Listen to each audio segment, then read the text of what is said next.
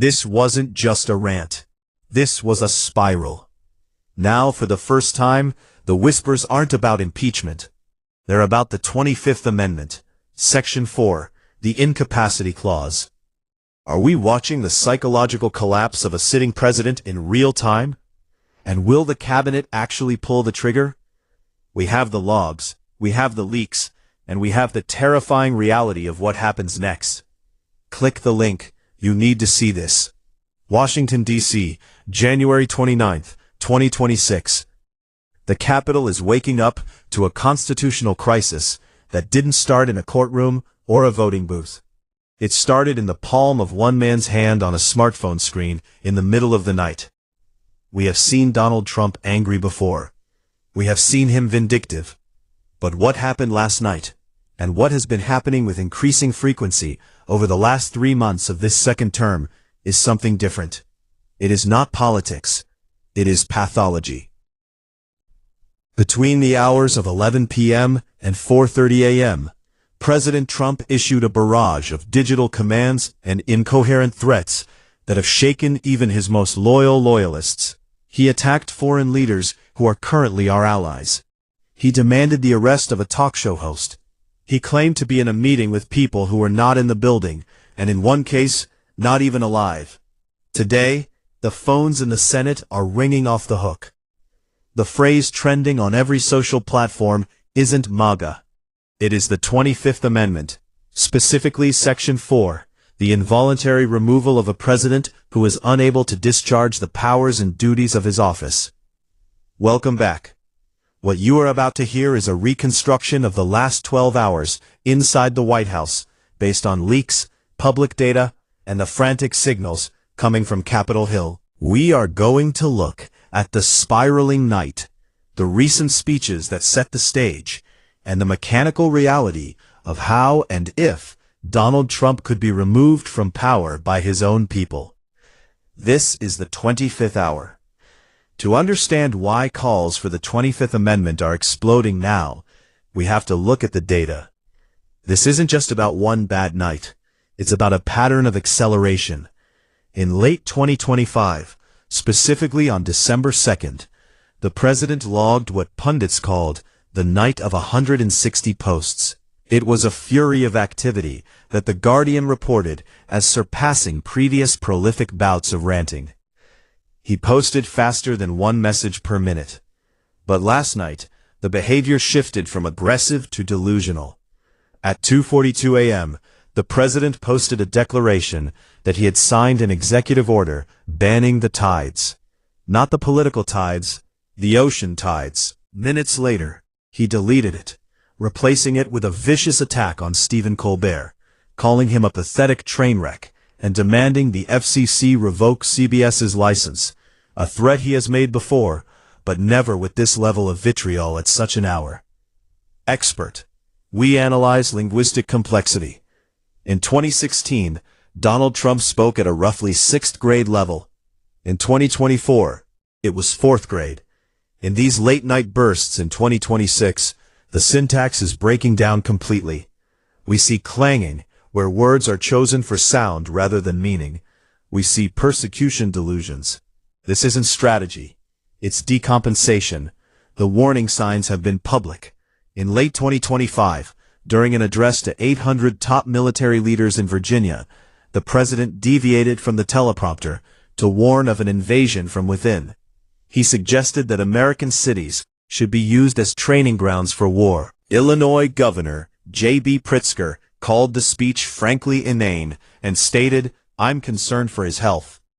This was the first time a major state governor publicly pivoted from calling the president wrong to calling him unwell.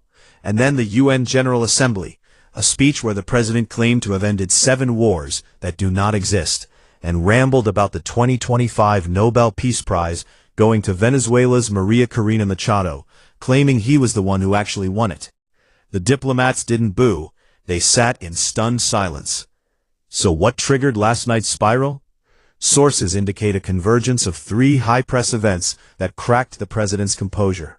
Factor 1, the economy. Despite promises, the tariffs implemented in early 2025 have caused a recession in the manufacturing sector. Factor 2. The betrayal. Leaks suggest that key allies, possibly even within the cabinet, have been quietly meeting with Vice President JD Vance. A coordinated late-night segment by late-night hosts mocking his mental glitch at a recent rally where he froze for 30 seconds. At 11:30 p.m., the president reportedly threw his secure phone against the wall of the yellow Oval Room. An aide retrieved it. The screen was cracked. He demanded another. By 1:00 a.m., the posting began. But unlike previous rants, these posts lacked a clear enemy. He lashed out at the phantom generals. He referenced the switch inside the voting machines in Serbia, a conspiracy theory debunked months ago, but one he has fixated on since Elon Musk's brief chaotic tenure in the administration. Speaking of Musk, the on-again, off-again bromance described by New York Magazine has turned off. Last night, Trump reposted a claim that Musk is a deep state plant, only to delete it 4 minutes later and post, "Elon is a genius, but weak." The vacillation is rapid. It indicates an inability to hold a consistent thought or strategy. This brings us to the nuclear option. The 25th Amendment, ratified in 1967. It was designed for the Kennedy assassination era to clarify succession. But Section 4 was written for a president who is alive but not there. The language is specific. It requires the Vice President JD Vance and a majority of the cabinet to send a written declaration to the Speaker of the House and the President pro tempore of the Senate. JD Vance is the linchpin. Without him, the cabinet is powerless. And this is where the political drama becomes a Shakespearean tragedy. Vance is 41 years old. He is the future of the MAGA movement. If he strikes the king, he must kill the king. If he invokes the 25th and fails, his career is over. Who would stand with him? The Secretary of State, likely given the diplomatic disasters at the UN. The Secretary of Defense, almost certainly. The military is reportedly rattled by the invasion from within rhetoric and the suggestion of using troops in American cities. But the loyalists, the ones appointed specifically for their fealty, that is the math problem keeping Washington awake tonight. Scholar, Section 4 has never been used. It is the break glass in case of emergency box, but it's not a permanent removal immediately. If Vance and the cabinet sign the letter, Trump is stripped of power instantly. Vance becomes acting president, but Trump can send a letter saying, "I am fine." Then he gets his power back, unless Vance and the cabinet send another letter within 4 days. Then Congress has to vote, and they need a 2/3 majority to keep him out. That is a higher bar than impeachment. Let's dive deep into the room where it happens. Reports from The Guardian and CBS News over the last year have hinted at quiet conversations regarding the president's fitness. But last night's spiral has turned quiet conversations into urgent conference calls. The cabinet is divided into 3 factions. Faction 1, the true believers. These are the appointees who believe Trump is fighting a spiritual war. They view his late-night spirals as stamina or 4D chess. They will never sign. Faction 2, the institutionalists. These are the people terrified of an accidental war. They read the nuclear football protocols. They are ready to sign, but they need cover. Faction 3, the opportunists. This is where the game is played. They are waiting to see which way the wind blows. If the media narrative shifts from Trump is angry to Trump is invalid, they will jump ship to save their own reputations. Pressure is mounting from the outside. Reporter Malene Dean and a growing coalition of lawmakers have been calling for this since the start of the term. But now, even conservative outlets are growing quiet. The silence from the usual defenders is deafening. We must address the elephant in the room, the medical reality. We are not diagnosing from afar, but we are reporting the observations of those close to him. The Goldwater rule prevents psychiatrists from diagnosing public figures without examination.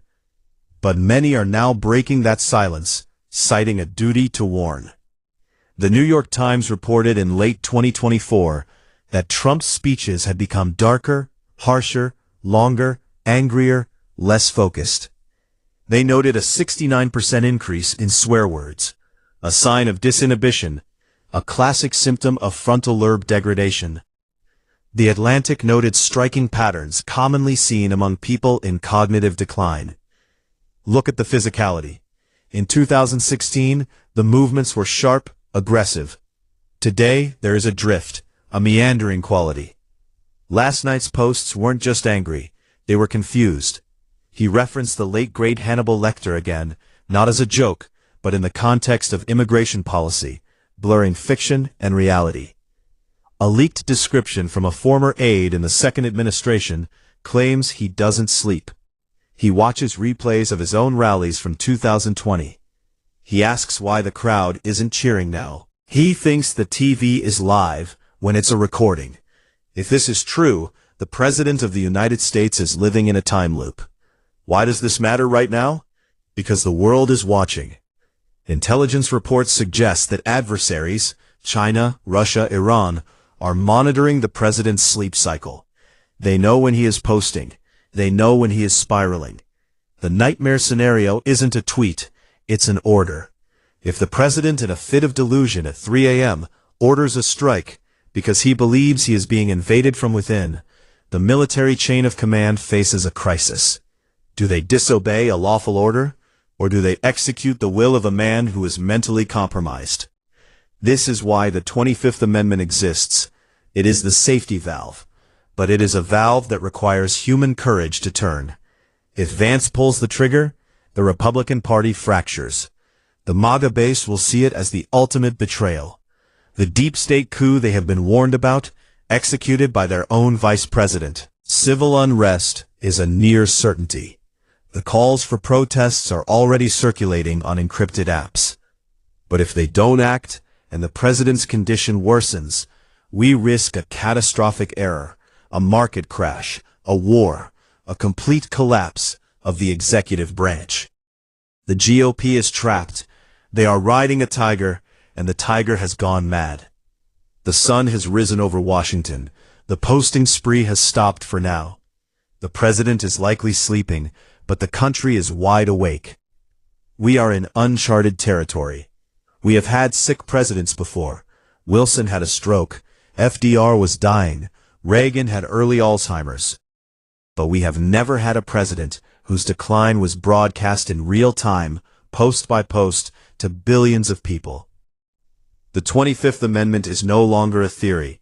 It is a draft letter sitting on a desk in the Eisenhower Executive Office building. The only question left is who has the pen.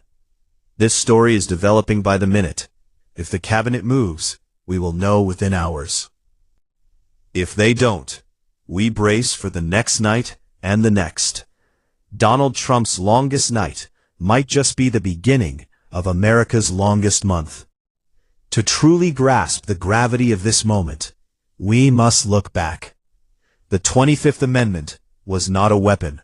It was a shield. Following the death of JFK, Congress realized the terrifying ambiguity of a president who survives but cannot govern. Senator Birch Bayh, the father of the amendment, envisioned a coma or a stroke. He did not envision a social media meltdown. He did not envision a president who could stand at a podium and speak for 2 hours, yet make no sense. This is the gray zone of the 25th Amendment. The night of 160 posts is our modern equivalent of a stroke. It is a cognitive seizure. Let's look closely at the content of those posts. Deep dive into specific posts. The Mark Kelly attack. Trump attacked Senator Mark Kelly for reminding troops they can disobey unlawful orders.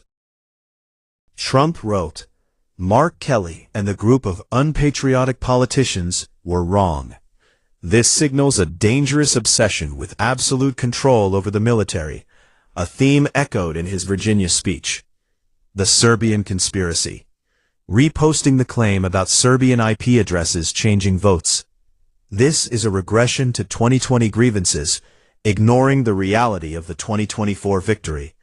It shows an inability to accept the present. The Nobel Prize delusion, his claim at the UN that he won the Nobel Peace Prize, which went to Maria Corina Machado, suggests a disconnect from shared reality. This is not spin. It is confabulation, the brain filling in gaps with desired truths. And what of the Vice President? JD Vance has been careful. His public statements are loyal, but his private movements. We know he has met with constitutional scholars. We know he has met with donors who are concerned. There is a theory mentioned by the International Bar Association that if Trump became enough of a liability, Vance would lead a bloodless coup. Is this that moment? The 25th Amendment requires a declaration.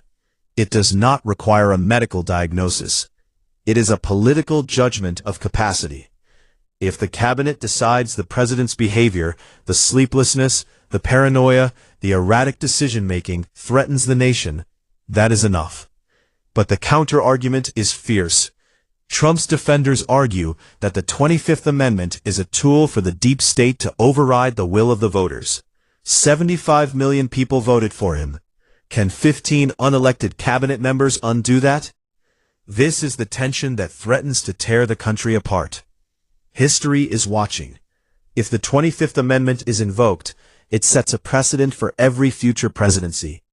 If it is not invoked and disaster strikes, history will ask why those with the power to stop it stood by and watched the spiral.